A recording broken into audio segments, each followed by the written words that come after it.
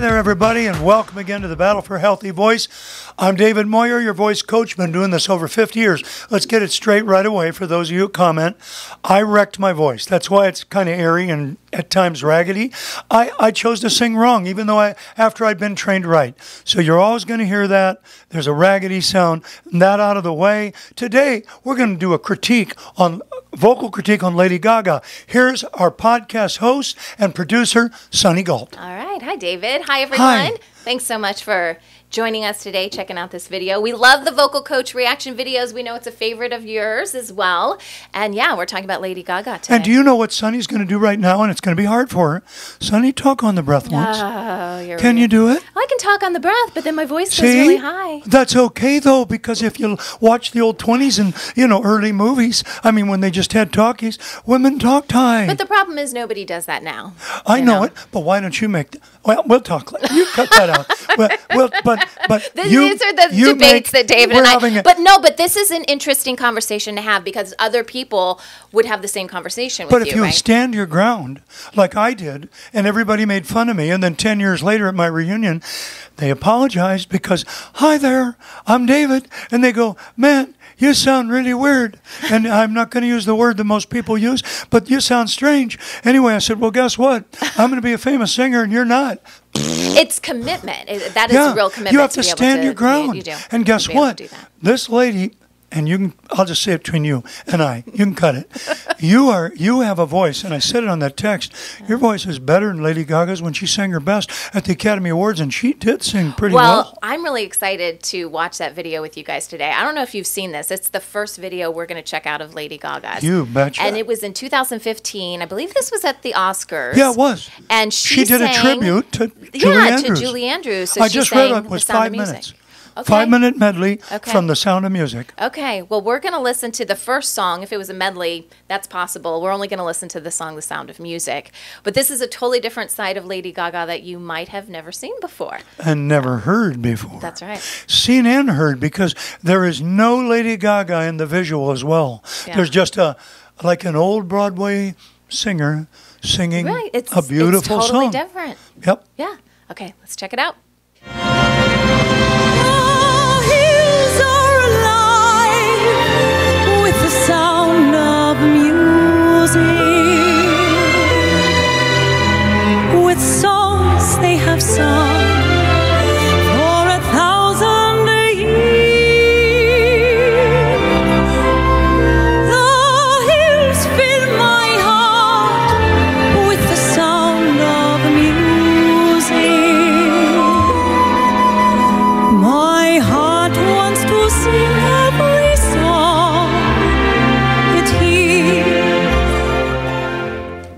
Well, it's obvious she's using a very healthy production.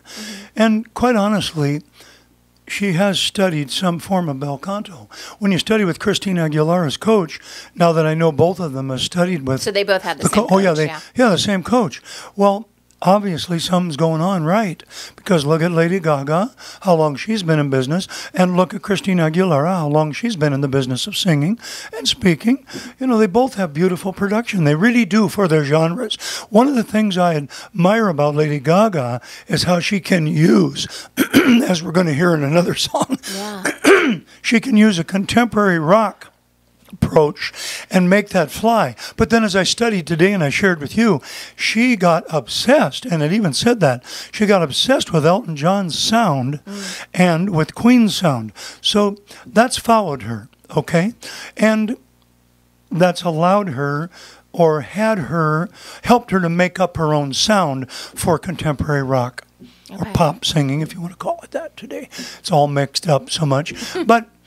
But she has a beautiful sound. She's in tune, I would say 95% of the time. Sometimes she's a little bit edgy. She has a little bit of an edge. But considering that her dominant style is quite compressed in the contemporary sound. It kind of came out a little bit in there. Did you hear it in her lower notes? You could hear. And even in some of her mid-range, she had just, she didn't have quite a perfect vibrato. She had just a little bit of what we would call the beginning of a tremolo. Okay. And that's just the way it goes. A lot of you may comment that I don't know what I'm talking about, but how would I know what I'm talking about? I've only been teaching voice for over 50 years, and I studied for 15 years with one of the most famous vocal coaches. He's in the history books, Lyle Moore. Look him up from Gonzaga University. Okay, great. Let's go to another one now. Well, I wanted to make a comment on this because I please. do really like Lady Gaga. I mean, she's very entertaining. She Yeah. ranks up there with like Madonna, you know, Taylor Swift for me as far as performance. She's right? very visually very and entertaining. audibly Beyonce, all of those people. Endearing, yes, absolutely. But I do feel like in this video, I feel she was playing a character. That's acting, in my opinion. Oh, I I'd think agree. She wasn't. I think in her head, not that I know exactly what's going on in Lady Gaga's head, but she was picturing herself as Julie Andrews and was playing a character. And the audience, I don't know if we really saw it in that clip, but if you guys were to watch the whole clip, the audience seemed to really appreciate that. Now, understand this was at the Oscars in 2015. People are dressed up. They're a little more sophisticated for the night. Sure. Except when they go out there and slap someone. But that's a whole other... we won't go there, okay?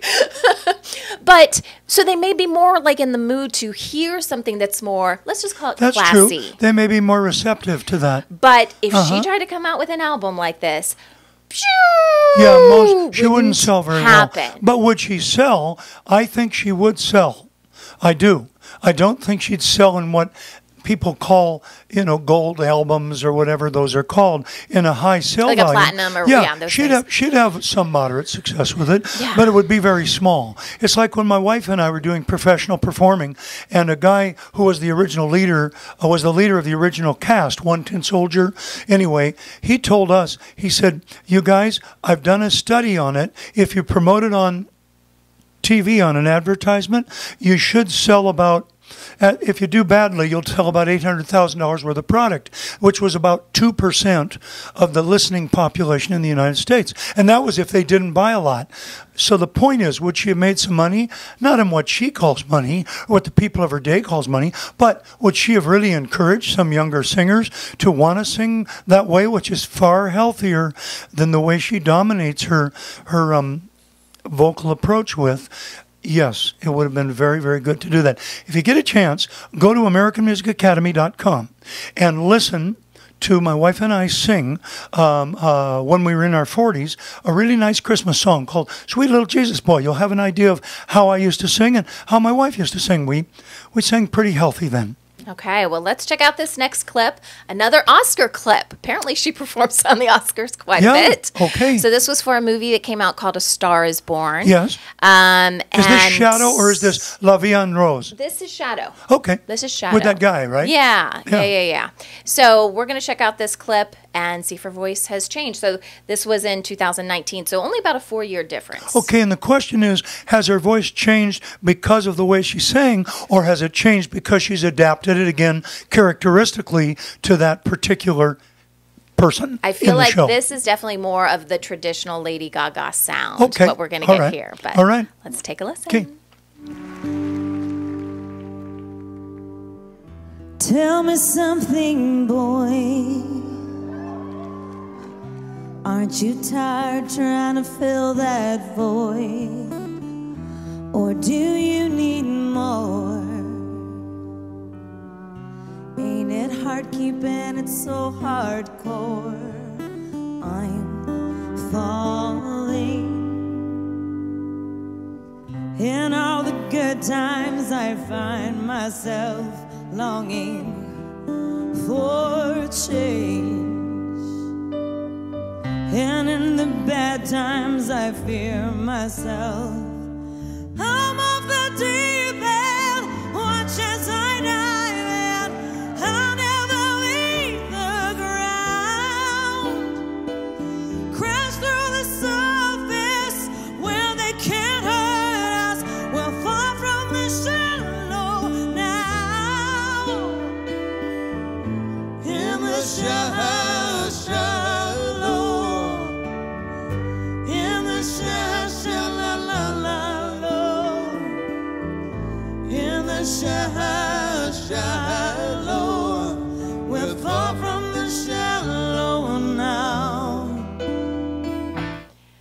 So that was Bradley Cooper. I was trying to think of the name of that actor. Bradley Cooper. There are many people that sing like that. And when she went up, the first thing I was reminded of was not Queen, not Freddie Mercury. I was reminded of Elton John when he goes up. Yep. Why is that? What was it? Because of that tightness. She uses a, you know, you really compress with your throat. Is that a contemporary sound that everybody loves? Absolutely, because we've become accustomed to it. We've been trained to enjoy it. And the truth is it the healthiest way to sing? Oh, heck no. No, not at all.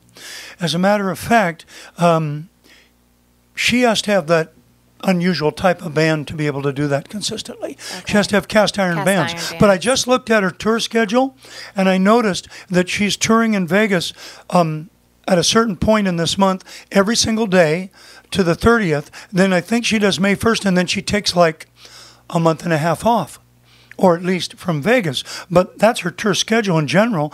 So I think probably she has a good doctor, vocal doctor, who's saying, you better rest. Yeah. You better rest. You need to rest. Yeah, you can't go on those big tours. So that sounds like what she's doing. She's doing short bursts. And so it's not as though, if she was singing correctly, could she do 200 shows a year?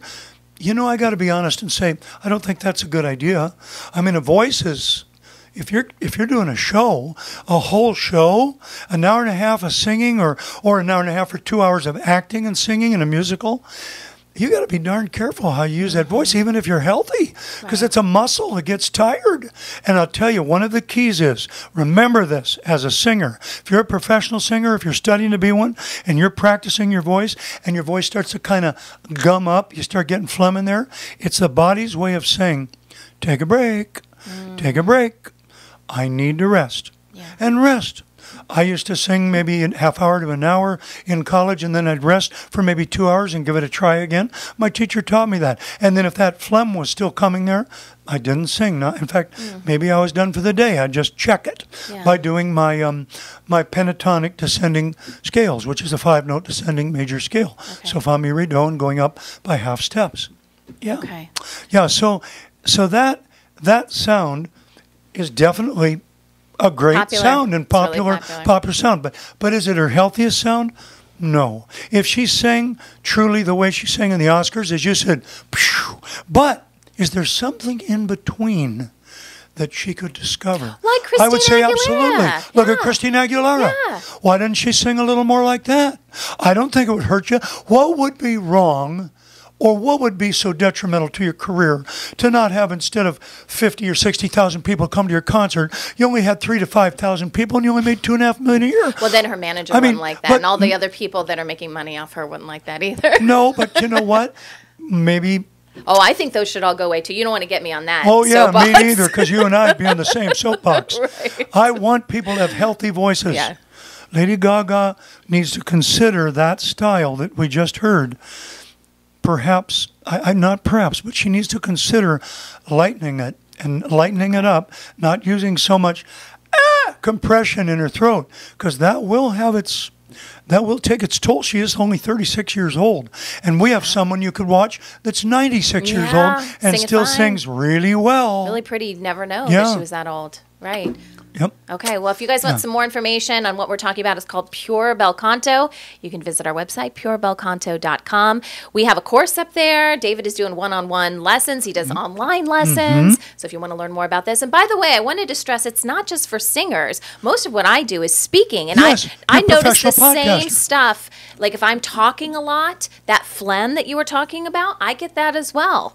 So if you're doing a lot of speaking or presenting, things like that, you can use Pure Bel Canto. Well, like, for example, we both know, because you study voice with me, that the sound you're using right now is a compressed sound, but you've grown with it. You were a Broadway performer, off-Broadway performer in Ohio, musicals, getting paid in high school, so you know that sound, but you also know that it's not your healthiest sound. And some point in our videos, Sunny's going to come on, and she's actually going to be talking with a new voice. In fact, we might take down the introduction to the Battle for Healthy Voice and do it with a new Sunny sound one of these days. And everyone will be like, what's wrong with her voice? Oh, yeah, no, that happened to me, too. Oh, boy. I'll never forget football games. I'd be going, go, fight, fight. And they'd say, you're crazy. What are you doing? He's telling the truth, too. I know, he would do this. And I got to tell you, I said, well, I'm going to be a famous singer, and you're not. Yeah. There's the difference. Yeah. And I did. All right, guys, check out our website. Subscribe to this YouTube channel Please hit that if you subscribe haven't. button. Yeah, and we'll see you in the next video. Okay. Bye-bye.